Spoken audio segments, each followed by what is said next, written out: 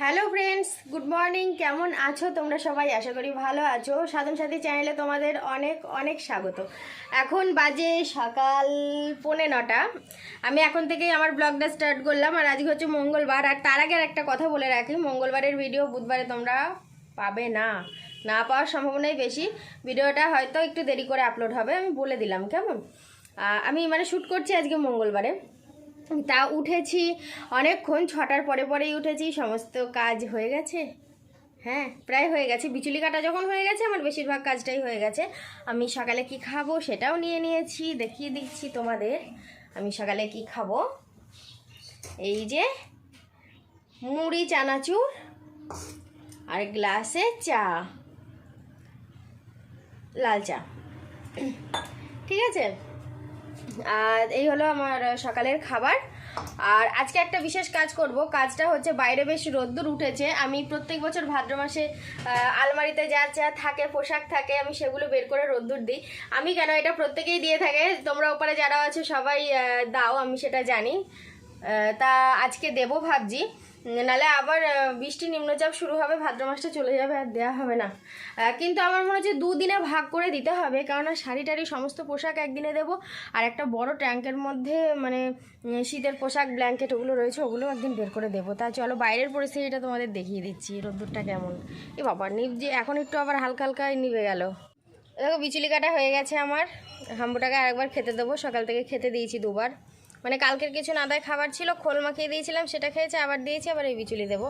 তো বিচুলি কাটা যখন হয়ে গেছে, অনেক কাজ হয়েই গেছে। আকাশটা শরতের আকাশ বলে মনে হচ্ছে, হালকা হালকা নীল আকাশ উকি দিচ্ছে, তাই না বলো? বেশ ভালো লাগছে বাইরেটা। তো আমি সকালের খাবারটা কমপ্লিট করে নিয়ে তারপর আমি শাড়িগুলো বের করব, যা যা পোশাক আছে। এটাকে যার জন্য একটা 17 ইঞ্চি বের করে নিয়েছি। তা চলো আগে আমি খেয়ে নিই কেমন। আজকে সব তাড়াতাড়ি করতে হবে, কেননা বুঝতেই পারছো ভীষণ কাজের চাপ। ওগুলো বের করে রোদে দেওয়ার পর আবার গুছানো, সংসারের কাজ, রান্না বান্না, ওই জন্য আজকে বিচুলিটা আগে আগে কেটে নিয়েছি। তো চলো এখনকার মতো টাটা, আমি খেয়ে দিয়ে একদম দেখা করছি জামা কাপড়ের সাথে।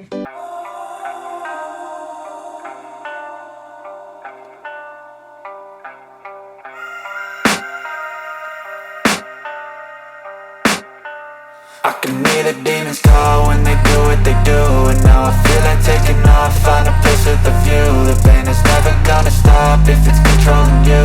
I know that time can heal it all, I just gotta get through. I just gotta get through, I just gotta get through. Cause I feel like taking off, find a place with a view. The pain is never gonna stop if it's controlling you. I know that time can heal it all, I just gotta get through. Sometimes I feel like all is lost, but I know it's not true. I wanna put up all my walls cause I'm not in the mood, but then I cut myself off from the rest of the room. I know that time can heal it all if you're patient, and soon it can all be worth it, all the searching. Pain is never really permanent, but damn it hurts, man. I could feel all of the turbulence and it's concerning. I've been searching for a purpose, I hope it's worth it. This society is really trying me. Ain't no hide and seek, I hide to be far from anxiety. I need my space, I need my privacy. I need some silence, please, you're all too loud, you don't speak quiet. এই যে সমস্ত শাড়িগুলো আমি দিয়ে দিয়েছি রোদ্দুরে। বেশ রোদ্দুর আছে আকাশে, এখন রোদ সূর্য উঠেছে। 11টার সময় উঠছে, যে হাওয়া দিচ্ছে দেখো কী হারে, ঝড়ের মতো হাওয়া দিচ্ছে চারিদিকে। এই শাড়িগুলো একটু ভাঁজগুলো খুলে খুলে দিতে হবে, তারপর আবার আরেকদিন দিতে হবে। আজকে শাড়ি দিয়েছি শুধু, অন্যান্য তোমার দাদারগুলো বাকি থাকলেও শীতের পোশাক, ব্ল্যাঙ্কেট, সমস্ত কিছুই আমি রোদ্দুরে দিই। একদিনে সম্ভব নয়, এগুলো ভাঁজ করে তুলতে হবে। তার মধ্যে যদি দেখি আবার বৃষ্টি পড়ছে, কীভাবে যে 17 ইঞ্চিগুলো দলামুচড়া করে তুলে থবো ঘরে। তবে একটুখানি ভাঁজগুলো খুলে খুলে দেবো। সবগুলো ভালো করে খুলে দিতে পারলাম না, অনেকটা জায়গার দরকার। যেটুকু যা পারলাম পরে আবার উল্টে দেবো। ওই যেগুলো নিচে পড়ে আছে খানিক রোদ লাগুক, ওগুলো তুলে দেবো। যেগুলো রোদে আছে ওগুলো আবার একটু নিচের দিকে দেবো, তাছাড়া কিছু করার নেই। তার মধ্যে আবার যদি ছাগল এসে পেচ্ছাপ করে দেয় তা আরও গেল। ভীষণ বদ অভ্যেস ছাগলের। মানে আমাদের বাড়িতে তো ছাগল নেই, পাশের বাড়ি থেকে আসে দিয়ে। আর ছাগলের ওটাই সিস্টেম, একটু নরম নরম জায়গা দেখলে হিসি করে দেবে। এবারে একবার জানো তো কী হয়েছে, লেপ টেপ রোদে দিয়েছি, দিয়ে আমি একটু ঘরে বুঝতে পারিনি, মা দেখি ছাগল এসে হিস করে দিয়েছে। কী অবস্থা, দিয়ে মা আবার ওই জায়গাটুকু ভালো করে কেচে টেচে কড়া রোদে 3-4 দিন দিয়ে তারপর শুকিয়েছে। তো ভয় লাগে বারবার, মানে নজর রাখতে হবে। তো আমরা রোদ পোয়াবো পৌষ মাঘ মাসে, আমার শাড়ি রোদ পোয়াবে ভাদ্র মাসে। তা ওরা ওদের মতো রোদ পুয়ে নিক, আমি আমার মতো কাজ সেরে ফেলি, কেননা ওদের সাথে তো বেশি টাইম দিতে পারবো না। রান্নাবান্না খাওয়া টিপটা উঠে গেল। আমি না বারবার মুখ মুছি, কেন কি জানি, আমার বাতিক মুখ মোছাটা, জানো তো। ধরো একটা গামছা কেচে মেলতে যাব, তাও মুখটা মুছে নেবো। আসতে গিয়ে হয়তো আমার ভিজে শাড়িটা দেখবো তারে মেলা রয়েছে, তাও আমি মুখটা মুছে নেবো। এটা আমার মানে অভ্যাস, একটা অভ্যাসে পরিণত হয়ে গেছে মুখ মোছা, এই আর কি, আর কিছুই না। হাঁপিয়ে গেছি, রান্নাটা কমপ্লিট করি। চিকেন নিয়েছি, চিকেন রান্না করব, রান্নাঘরে চলে আসলাম। আমি দেখো প্রেসার কুকারের ভিতরে, এই প্রেসার কুকারটা খারাপ, রান্না করি না, বুঝতে পেরেছো। এই চিকেন নিয়েছি, প্রেসার কুকারটা খারাপ, রান্না করি না। বিড়ালে খুব উৎপাত করে গো, ওই জন্য মাছ টাছ কাঁচা যা থাকে ধুয়ে নুন হলুদ মাকে ওটার মধ্যে ভরে ধুই, এই সেফটি থাকে। আবার এই যে বের করে দিলাম তো কোনো ব্যাপার না, তারপরে এই যে গুছাতে গিয়ে তো আমার দম যাবে। তো আমার রান্না অর্ধেক কমপ্লিট হয়ে গেছে, চিকেন কষা হচ্ছে, ভাত বসিয়েছি, ভাতে পেঁপে সিদ্ধ দেওয়া আছে। কালকেও পেঁপে সিদ্ধ দিয়েছিলাম, সিদ্ধ হয়নি, আজকে আরও ছোটো ছোটো টুকরো টুকরো করে দিয়েছি যাতে সিদ্ধ হয়।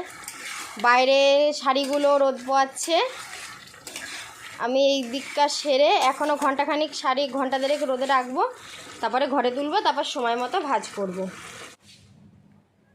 ডাক্তারখানায় তো যাবই, এখনও ঠিকঠাক টাইম হয়নি, 30 মিনিট হাতে টাইম আছে। তা ভাবলাম 30 মিনিটে আমি যদি শাড়িগুলো মানে ভাঁজ করে এক জায়গায় রেখে যেতে পারি, পরে এসে আমি আলমারিতে গোছ করব, কাজ খানিকটা হালকা হয়ে থাকে। নাহলে দেখো কেমন, মানে কেউ যদি আসে এই টাইমে আমার ঘরের মধ্যে কি বলবে, আমার সেইটা বারবার মনে হচ্ছে না কেউ না কেউ প্রত্যেক দিন আমার সাথে দেখা করতে আসে, আমার ইউটিউব পরিবারের সদস্যরা, তো তাদের মধ্যে কেউ যদি এসে পড়ে আমার আর মান থাকবে না। এই যে আমার সব থেকে মানে মহা কাজটা সারা হয়ে গেছে, শাড়িগুলো আমি ভাঁজ করে রাখতে পেরেছি। তারপরে তো আলমারিতে এদিকে ঢুকাবো, সে পরে ঢুকাতে বেশিক্ষণ টাইম লাগবে না, 10-12 মিনিটের মধ্যে হয়ে যাবে। তাই এই যে বাইরে দেখো পুরো মেঘ করেছে, বৃষ্টিও পড়তে শুরু করে দিয়েছে। আর ব্লাউজ কটা গোছ করবো এখানে রয়েছে, ও কটা হয়ে যাবে এখনই। রাজু মনে হয় কোনো কাজে টাজে গিয়েছিল। কি নিবি?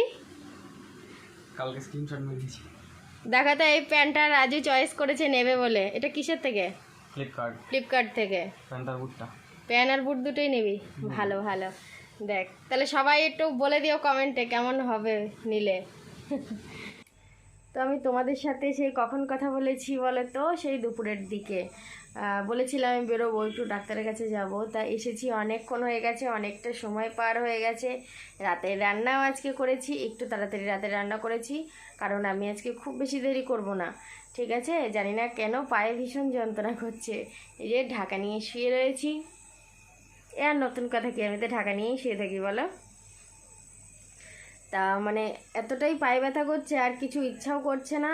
এসে কোনো রকমের সিদ্ধ ভাত করেছি, দুপুরের মাংস আছে, এই আর কি। ভেন্ডি ভাজা করেছিলাম, শেষ হয়ে গেছে, ভেন্ডি ভাজা নেই।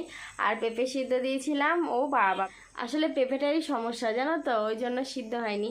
তাই যাই হোক, রাত্রেবেলা ডাল, আলু সিদ্ধ, ডিম সিদ্ধ হয়েছে। আর গরুর দুধটা রাত্রেবেলা হচ্ছে না, তার কারণ ওই যে গরু তো দুধ দিচ্ছে না রাত্রেবেলা, করে একবার দুধ দিচ্ছে। এখন পাশের বাড়ি ছাগল ডাকছে, দেখছি তো রাত্রেবেলা।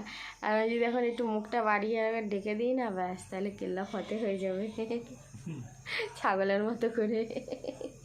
আরও চেঁচাবে, আরও বাইরে যদি উঠে নিয়ে গিয়ে একবার চেঁচে, আমি ছাগলের মতো ডেকে দিই। হ্যাঁ